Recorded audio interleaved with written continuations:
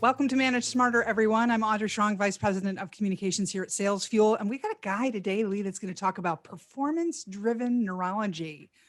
Yeah, and I don't know what that means. and of course, this show, for those of you who are new to the show on the Sales Experts channel, this show has always been about the psychology of management, particularly sales management. So whenever I hear about mindset and I hear about neurology or whatever, it's like I start to geek out. So I'm really looking forward to today's conversation. We're just three nerds sitting in a Zoom pretty room. much. Hi, Larry Olsen. How are you, sir? Well, I'm well. Thank you. And you folks?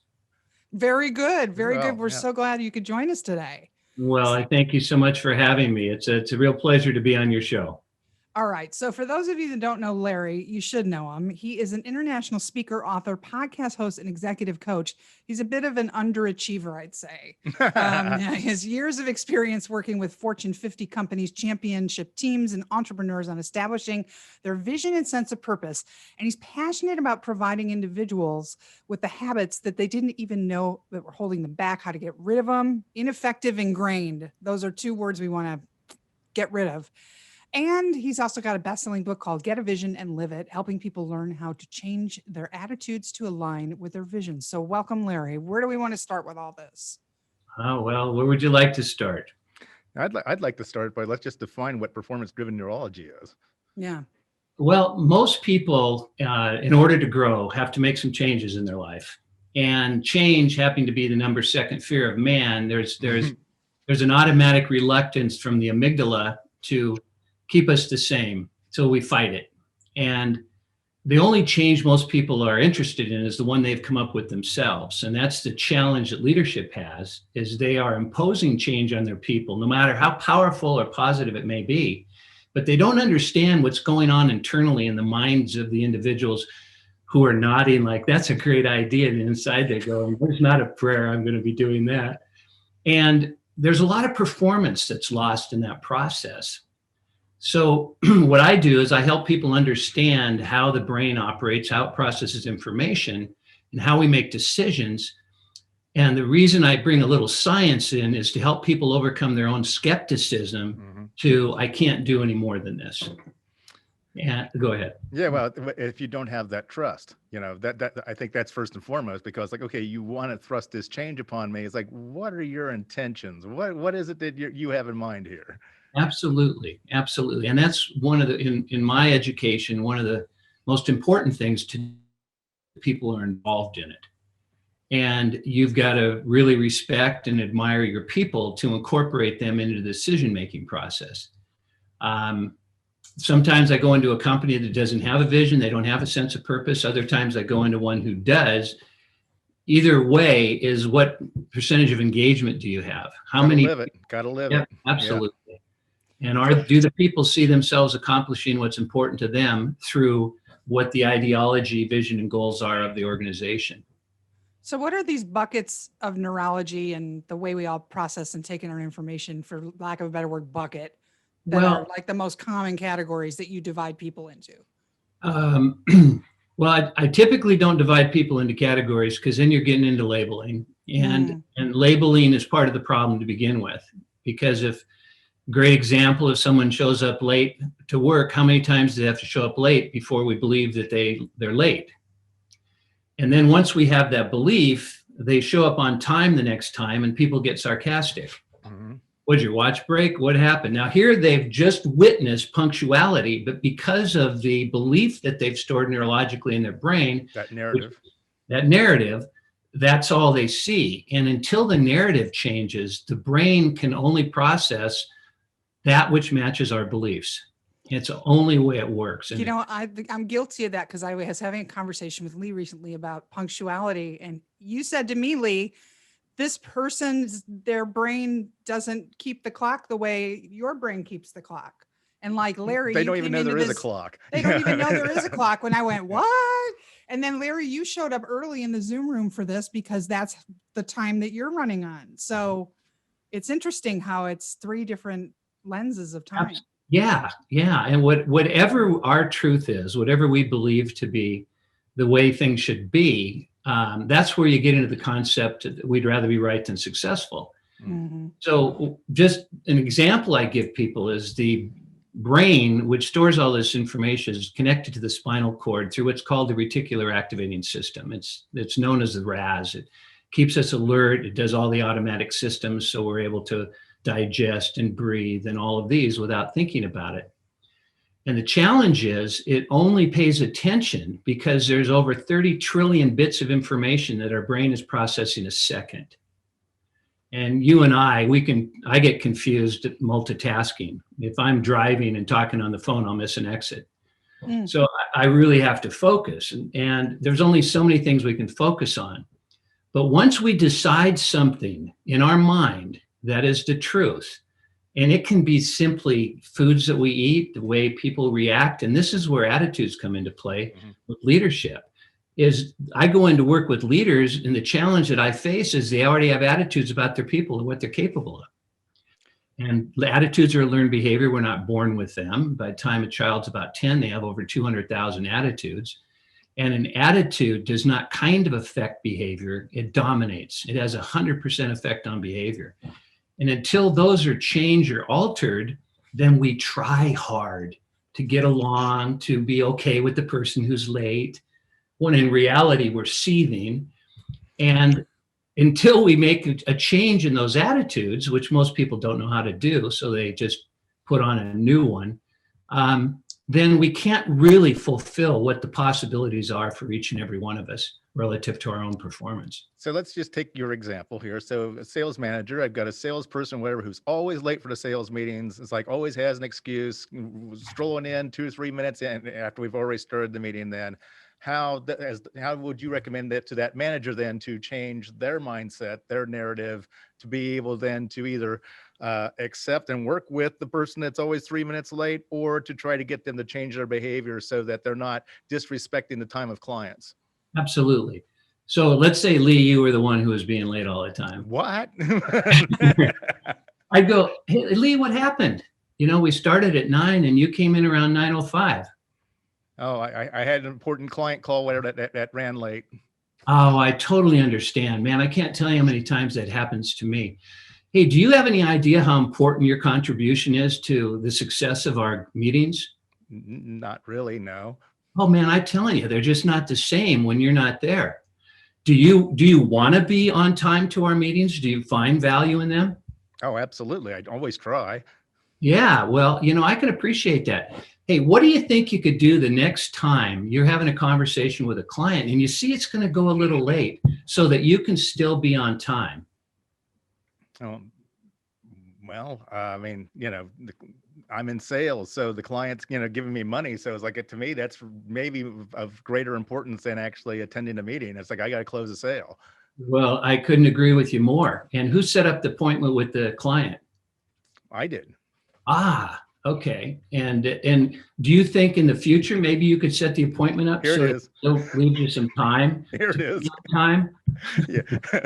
This is sort of like a chess game, Audrey, where he's kind of backing me into the corner or whatever, and I've got no way out. So I've got Here's the common denominator. Everybody's got a story. Right. And if I don't listen to your story, you're not going to have any respect for me if I just try to punish you, which is the worst form of behavior any leader can have, is going to that fear. And we all know what happens to us when we're under fear. We're fight, flight, freeze. I mean, you've got to really be one powerful individual not to have the amygdala take over, which shuts down your frontal lobes. So now you can't reason.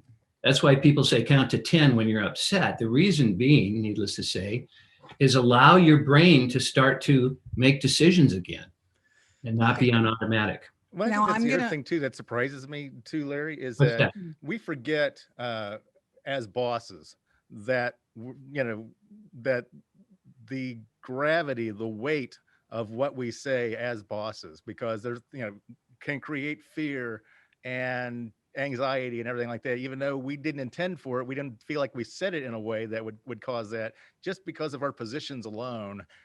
You know, it's like, how do you advise people to manage that or to be more mindful of that? Well, you know, the challenge too for the people is to recognize that when you flood your system with cortisol, which we know is the #1 killer in America today, it's heart disease, overdose cancer 2 to 1. Cortisol is a wonderful thing if you're a 112-pound mother who's been in a car accident and your baby's under the wheel and you lift up the 3,500-pound car. You go to the gym in 2 weeks, you can't press 40 pounds. What happened? Well, adrenaline, cortisol. It allows you to be a superhero. But if you kept that up longer than maybe 30 seconds, your heart would explode. And what happens is the cortisol starts to build up. So in order to eliminate it as a leader, we have to recognize a couple things. First off, human beings are miraculous. If you get into how the brain operates and the 100 billion neurons, each one capable of storing millions of bits of information, we're just scratching the surface as to what we could do as an individual. And when I help leaders see that those are the people they're talking with, they start to come from a position of reverence and respect. They start to recognize that this is a high performer. I certainly don't want to do anything that would upset that performer. And now they have to realize they are one as well. And why are they getting upset? Why would you possibly let a circumstance dictate how you feel about any situation? And that's difficult to understand until you understand the brain and what its job is. And that job basically is for us to maintain sanity. And so if my sanity is that Audrey and Lee are the most gifted and wonderful individuals I've ever come across, I'm in a position of reverence. I'm not into the upsmanship kind of thing and who's the smartest here, because that's intimidating and that shuts someone down. So once leaders learn about the influence, Lee, that you mentioned, there's a whole different reaction to how they come across. What about when the salesperson thinks that they're the smartest person in the room? Well, then let's tap them. Let's get all their information so we can be more successful, rather than coming with an attitude. You follow me? Because it's not that I don't have attitudes. I can get challenged by somebody who's a know-it-all, but I have to find out why they feel that that's going to get them ahead in life. Cutting others off, one-upsmanship. Somebody tells a joke, and before they even get a laugh, they go, now you want to hear a funny one? And we get into this real low self-esteem and insecurity, because that's really where the person's coming from. Absolutely.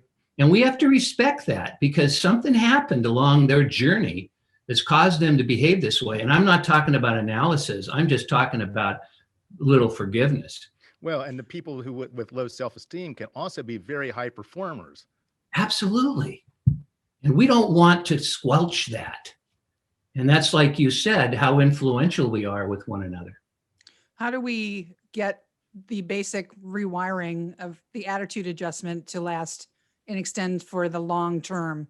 Because we've seen corrective attitude adjustments in people that last 3 weeks, and then boom, they're 180 right back to the negative behaviors. So Yeah. I really am curious to hear how you Well, most fixes, Audrey, are electroshocks therapy, because they're, how many times are you going to be late now? Do you like working here? I mean, we start taking out our own frustration on others. You because want the truth? we're not You meeting. can't handle the truth. Yeah. Perfect. Absolutely. Well, once people know how they made their mind up to begin with, we teach people how to make up a new mind. The term Aperneo is an acronym, or excuse me, a hybrid for two terms. The aperture of the camera is how the image gets in, and that's all we're doing is we're seeing at the speed of light. And also the neo in Latin is for new. So Aperneo stands for new perspective. So you teach people to look at the same differently. So yesterday I looked for Lee to be late. Today I know he's a punctual guy, so I'm blown away that he's not on time. And I'm not facetious, I'm not sarcastic, but I recognize that if I'm to bring out the best in him, I've got to first see the best in him instead of waiting to witness the best in him. And that's where labels come into play. Interesting. This is all this person will. Aperneo.com is your company name, I should add, for everybody who should go visit that website. And so you Thank also you. talk about, because this is a sales show, achievement acceleration. What does that mean?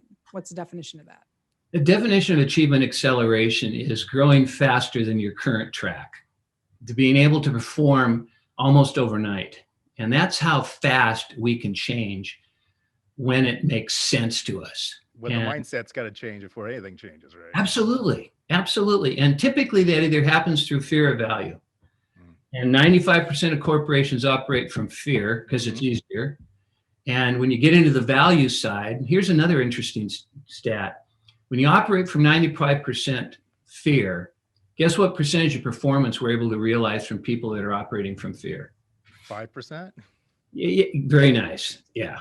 And sometimes that's almost seems a little bit liberal, but 5%. When they're coming from value, when they're looking forward to coming to work in the morning, the sign is infinite. Yeah. There's no limit on how much we can perform other than when we say this is the best that I can do. And that's how most people operate. How important is it? I have my own opinion on this, Okay. but how important is it for the team, the sales team, to have their own vision in addition to what the company's vision is? Absolutely essential. Absolutely essential. And their vision needs to help escalate and resolve the difference between where they are now and where vision is. And then you get into the vision of the individual. There it is. Yes. Follow me? Yep. You know, and if we don't know what that is, we make assumptions. And the percentage you can't always rely on the employee to have that vision for themselves, because sometimes they don't have that clarity. That's what coaching's about. That's why a leader sits down and goes, Lee, tell me a little bit about what you're up to today. And then when you share it, I'm going to say, why is that important to you? And I'm going to start peeling the onion. So you start asking yourself, why is this important to me? Because most people really don't have that answer. They've got a couple superficial answers because we're pretty superficial. Hey, how you do today? Fine. How about yourself? Or love and life, or, you know, the angels will be, you know, all these kind of comebacks. But are we really telling somebody what our state of the union is at that moment in time? That takes a lot of trust, doesn't it? Yeah. I have to assume that you actually want the state of the union, or if you're just making small talk. Exactly. And how do you feel when you're getting small talk? Small. Perfect. You don't bring out the best in someone when you don't respect them. And part of that is the best ingredient is listening. And most people are so poor at it. You kind of use, I call your method of questioning wonderment. Well, how do you think that happened? Wow, how did that happen? You know, and then just Detective Columbo. Yeah. One more question. Yeah, just one more thing. How did this dead body end up over here? Absolutely. So you want to bring curiosity back into the organization. You want people to be curious when they're open their eyes in the morning and what's in store for me today.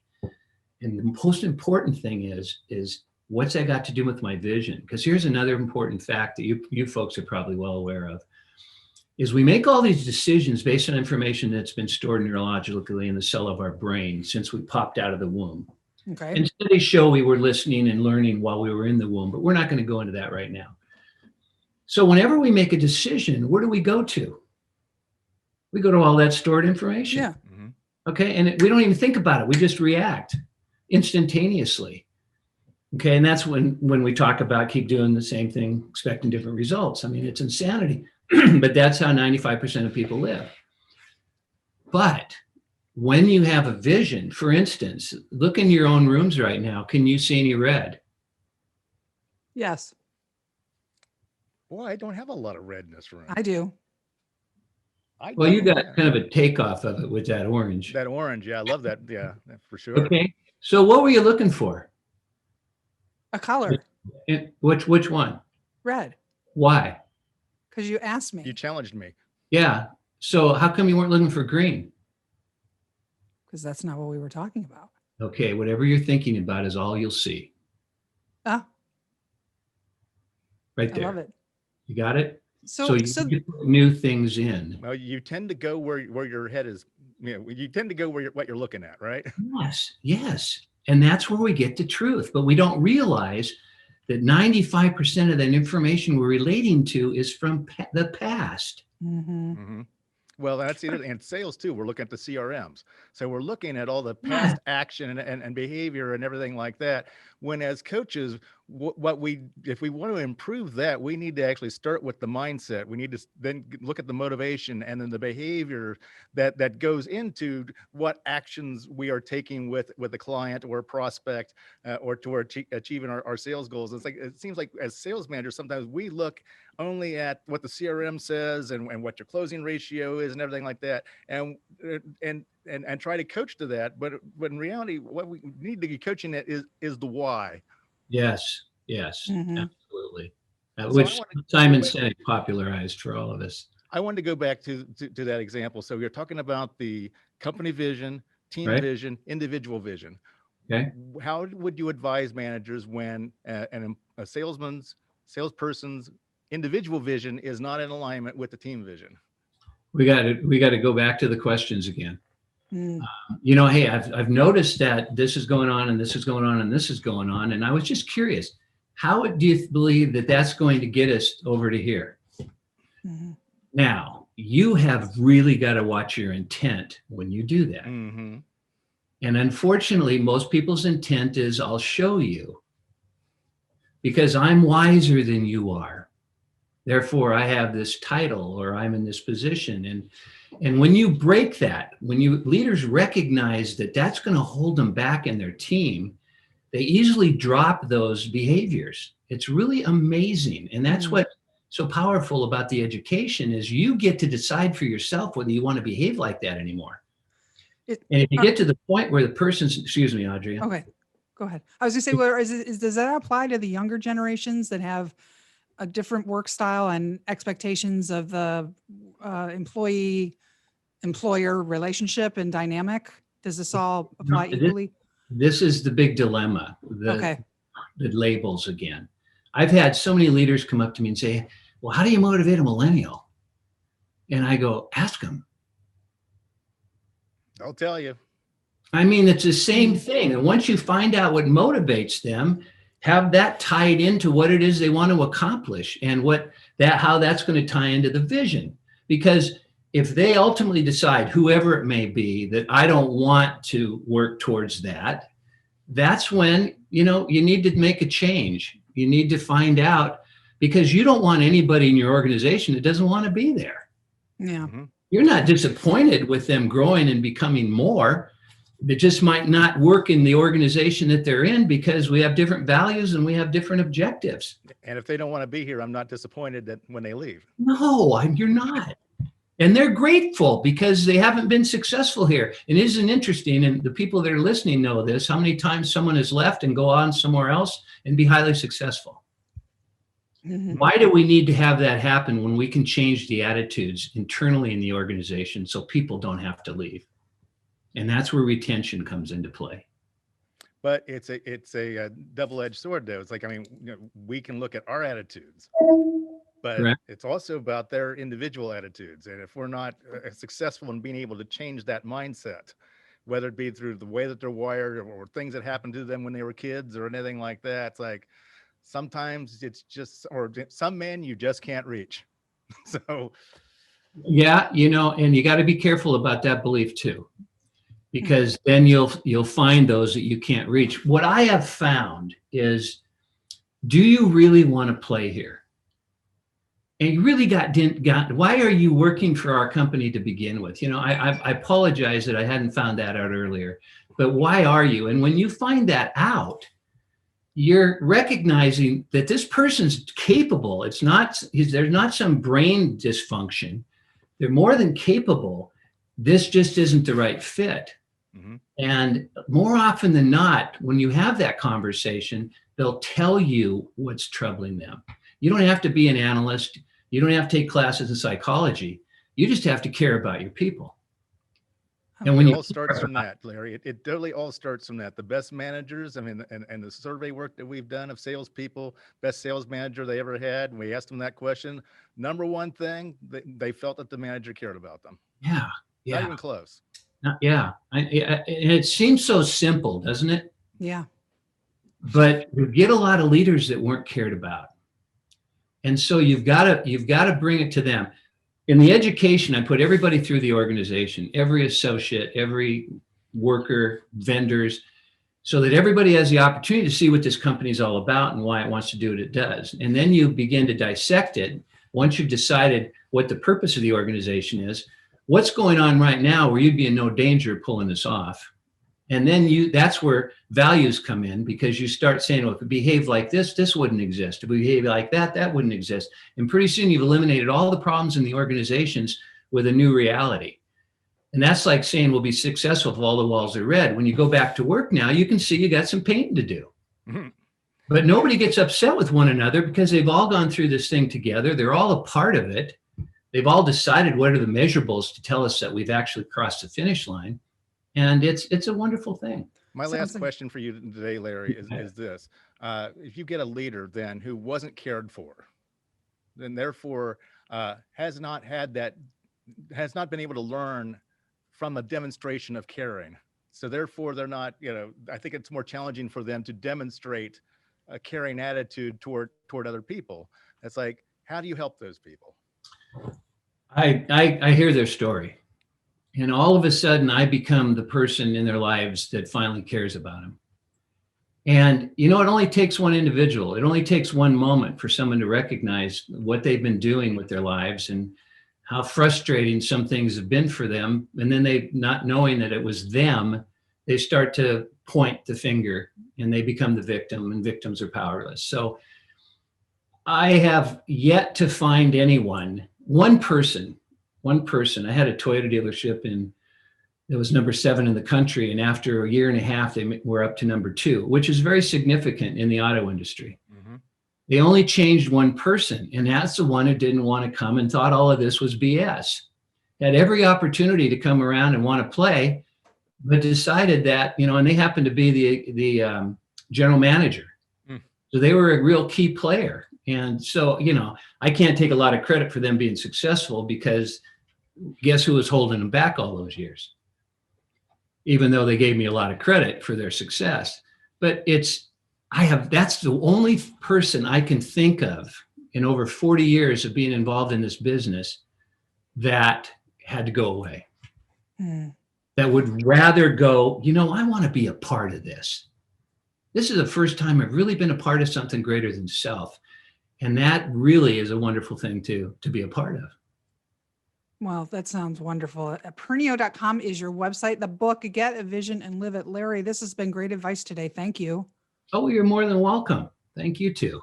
I feel like I'm preaching to the choir when I'm talking to you two. You were very humble in your answers, and I very much appreciate that. And likewise. Thank you. Thank you.